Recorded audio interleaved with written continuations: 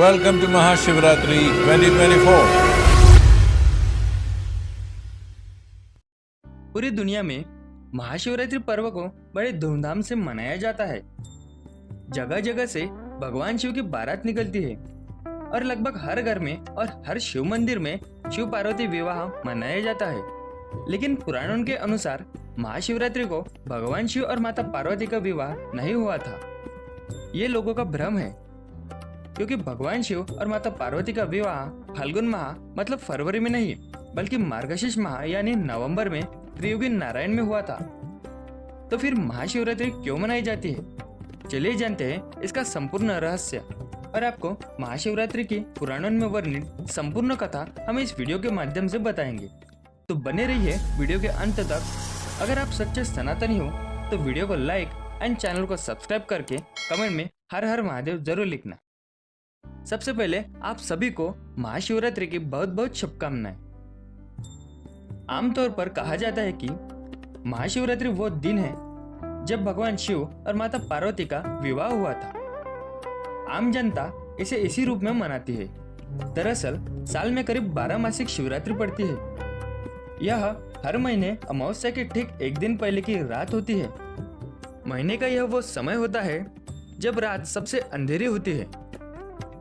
लेकिन फाल्गुन महीना मतलब फरवरी महीने में अमावस्या के ठीक एक दिन पहले चतुर्दशी की रात को महाशिवरात्रि कहा जाता है। लेकिन सच सिर्फ इतना ही नहीं है दोस्तों। शिव महापुराण के विद्येश्वर संहिता के 6वें, 7वें, 8वें और 9वें अध्याय में इसका संपूर्ण वर्णन किया गया है। एक बार ब्रह्मदेव और विष्णुदेव में महानता का विवाद हो रहा था कि सबसे महान कौन है और सबसे बड़ा कौन है। विष्णु जी कह रहे थे कि ब्रह्मदेव आप मेरी नाभि से उत्पन्न हुए हो, और ब्रह्मदेव कह रहे थे कि नारायण आप मेरे कमल से उत्पन्न हुए हो। इस बात से दोनों में बहस हो गई और उसी दौरान ब्रह्मा और विष्णु जी ने एक पर्वत को घुमाना प्रारंभ किया। घूमते घूमते उस पर्वत ने एक बड़े अग्निलिंग का आकार ले लिया। ब्रह्मदेव और विष्णुदेव रुके और उन्होंने देखा कि इतना बड़ा अग्निलिंग, हमें इसके बारे में जानना चाहिए। तभी उस अग्निलिंग से आकाशवाणी हुई कि जो मेरा अंत और छोर ढूंढेगा वही सबसे महान और बड़ा कहलाएगा। यह सुनते ही विष्णु जी अग्निलिंग का अंत ढूंढने के लिए नीचे गए और ब्रह्मदेव अग्निलिंग का छोर ढूंढने के लिए ऊपर गए। कई सालों तक ढूंढने के बाद भी दोनों को अग्निलिंग का अंत और छोर मिला ही नहीं। आखिर नारायण को समझ में आ गया कि इस अग्निलिंग का अंत नहीं, तब वो वापस आ गए। ब्रह्मा जी को भी अग्निलिंग का छोर नहीं मिला, लेकिन उन्होंने सोचा कि विष्णु जी को अंत मिल गया होगा। तब ब्रह्मा जी और ऊपर गए और उन्हें वहां केतकी का पुष्प मिला। तब उन्होंने केतकी के पुष्प से कहा कि विष्णु जी के सामने जाकर एक झूठ बोलना है कि ब्रह्मदेव को अग्निलिंग का छोर मिल गया। इसके बदले में तुम मुझे और सभी देवताओं को प्रिय होगे। केतकी ने बात मान ली और ब्रह्मदेव के साथ विष्णु जी के पास आए। ब्रह्मदेव ने विष्णु जी से पूछा कि तुम्हें अग्निलिंग का अंत मिला? तब विष्णु जी ने कहा, इस अग्निलिंग का अंत नहीं, यह अनंत है। फिर विष्णु जी ने ब्रह्मदेव से पूछा कि आपको अग्निलिंग का छोर मिला? ब्रह्मदेव ने कहा, हाँ, मुझे इस अग्निलिंग का छोर मिल गया है। तभी अग्निलिंग से आकाशवाणी हुई कि ब्रह्मा जी झूठ बोल रहे हैं। ब्रह्मा जी ने कहा, विश्वास नहीं होता तो केतकी के पुष्प से पूछ लो। केतकी ने कहा कि ब्रह्मदेव को अग्निलिंग का छोर मिल गया है। यह सुनते ही उस अग्निलिंग से साकार रूप में यानी परब्रह्म से साकार रुद्र यानी शिव प्रकट हुए। भगवान शिव ने अपने तीसरे नेत्र से भैरव को प्रकट किया और उन्हें आदेश दिया कि ब्रह्मा के जिस शीश ने झूठ बोला है उस शीश को मस्तक से अलग कर दो, उन्हें नष्ट करो। यह आदेश सुनते ही भैरव ने ब्रह्मा जी का 5वां शीश काट दिया और भगवान शिव ने ब्रह्मदेव को श्राप दिया कि तुम्हारे झूठ बोलने के कारण तुम संसार में पूजे नहीं जाओगे, तुम्हारी कोई पूजा अर्चना नहीं करेगा। और भगवान शिव ने केतकी के पुष्प को भी श्राप दिया कि तुमने ब्रह्मा के साथ मिलकर झूठ बोला है, इसलिए तुम भले ही सभी देवताओं पर चढ़ोगे, उन्हें प्रिय होगे, लेकिन मुझे तुम अस्वीकृत हो, तुम मुझ पर कभी नहीं चढ़ोगे। यह सुनते ही दोनों ने भगवान शिव से क्षमा मांगी। तब भगवान विष्णु के कहने पर महादेव ने उन्हें क्षमा किया और भगवान शिव ने भगवान विष्णु से कहा कि तुमने सत्य कहा है, इसलिए संसार में तुम सत्य नारायण के नाम से पूजे जाओगे। भगवान ब्रह्मा और भगवान विष्णु जी ने शिव जी की स्तुति की। भगवान शिव बोले, फाल्गुन माह के कृष्ण पक्ष की चतुर्दशी में आधी रात को मैं निराकार रूप से साकार रूप में यानी अग्निलिंग के रूप में प्रकट हुआ हूँ, इसलिए इस समय को महाशिवरात्रि के नाम से जाना जाएगा। जो भी भक्त इस दिन शिव और शक्ति की आराधना करेगा, मैं उसे मनचाहा फल प्रदान करूंगा। फिर भगवान विष्णु और ब्रह्मदेव ने भगवान शिव से अनुरोध किया कि इस धरती के उद्धार और मनुष्यों का कल्याण करने हेतु आप धरती लोक पर इस अग्निलिंग के स्वरूप में विराजमान हो जाइए। भगवान विष्णु और भगवान ब्रह्मदेव की विनती सुनकर भगवान शिव ने कहा, आप दोनों की वजह से मैं निराकार रूप से साकार रूप में प्रकट हुआ हूँ। यह अग्निलिंग के कारण यह भूतल लिंग स्थान के नाम से प्रसिद्ध होगा। जगत के लोग इसका दर्शन और पूजन कर सके, इसलिए यह अनादि और अनंत अग्निलिंग अत्यंत छोटा हो जाएगा। यह अग्निलिंग ज्योतिर्मय लिंग अथवा शिवलिंग के रूप में पूजा जाएगा। यह लिंग सभी प्रकार के भोग सुलभ करने वाला तथा भोग और मोक्ष का एकमात्र साधन है।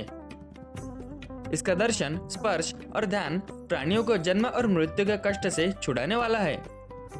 इस जगह शिवलिंग प्रकट होने के कारण यह स्थान अरुणाचल नाम से प्रसिद्ध होगा तथा यहाँ बड़े बड़े तीर्थ प्रकट होंगे।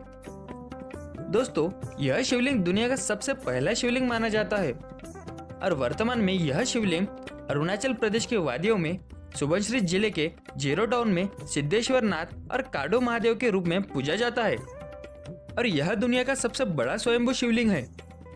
यहाँ महादेव, माता पार्वती, श्री गणेश, कार्तिकेय, नंदी और माता गंगा के साथ विराजमान है।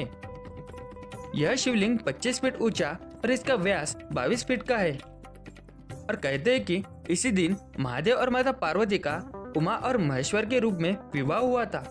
भगवान महेश्वर से ही माहेश्वरी समाज की उत्पत्ति हुई है। वैसे कुछ अन्य विद्वानों का मानना यह है कि शिवलिंग में शिव और पार्वती समाहित है।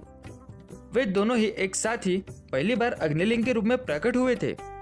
इस कारण से भी महाशिवरात्रि को शिव पार्वती विवाह की तिथि के रूप में मनाया जाता है। हमारे पूर्वजों ने महाशिवरात्रि के दिन सोने से मना किया गया है, लेकिन क्यों? महाशिवरात्रि का एक वैज्ञानिक कारण भी है। महाशिवरात्रि यानी वह रात जब सूरज धरती की भूमध्य रेखा या विषुवत रेखा की सीध में होता है। हमारे प्राचीन ग्रंथों में इसे विषुव कहा गया है। यह वो समय होता है जब पूरी धरती पर रात और दिन बराबर होती है। इस खगोलीय अवस्था में अपनी धुरी पर चक्कर काट रही धरती के कारण जो ऊर्जा पैदा होती है वो नीचे की ओर से ऊपर की ओर बढ़ती है। विज्ञान की भाषा में इसे अपकेंद्रीय बल या सेंट्रीफ्यूगल फोर्स कहा जाता है। हमारा शरीर भी इस ब्रह्मांड और धरती का ही एक हिस्सा है। इसलिए अगर इस दिन हम अपने शरीर को सीधा रखें, जैसे कि योग के मुद्रा में बैठे या खड़े रहे, तो हमें शिव की ऊर्जा मिलती है। यह कारण है कि महाशिवरात्रि के दिन सोने से मना किया जाता है और रात भर लोग जागरण करते हैं। ऐसा करने के पीछे जो मंशा है वो यह है कि उस दिन व्यक्ति की रीढ़ की हड्डी झुकी हुई नहीं बल्कि सीधी होनी चाहिए, ताकि वो ऊर्जा के इस प्रवाह का पूरा लाभ उठा सके। ऊर्जा के इस प्रवाह के कारण ही महाशिवरात्रि को जागृति अथवा चेतना की रात भी कहा जाता है। ब्रह्मांड से जुड़ा यह विज्ञान हमारे संतों को हजारों साल से पता था और वो इस दिन को महाशिवरात्रि के नाम से मनाते थे। महाशिवरात्रि को शिवजी के गण, भूत, प्रेत, पिशाच, शक्तियाँ और स्वयं भगवान शिव माता पार्वती सहित भ्रमण करते हैं। रात के 4 पहरों में से जो बीच के 2 पहर है उन्हें निश्चित काल कहा गया है। विशेषत उसी काल में की हुई भगवान शिव की पूजा अर्चना अभिष्ट फल प्रदान करने वाली होती है। तो दोस्तों, यह थी पुराणों में वर्णित महाशिवरात्रि की संपूर्ण कथा और संपूर्ण जानकारी। उम्मीद करता हूँ कि आपको यह जानकारी अच्छी लगी हो। तो चैनल पे नए हो और इसी प्रकार की वीडियोस देखने के लिए चैनल को सब्सक्राइब करके कमेंट में हर हर महादेव जरूर लिखना।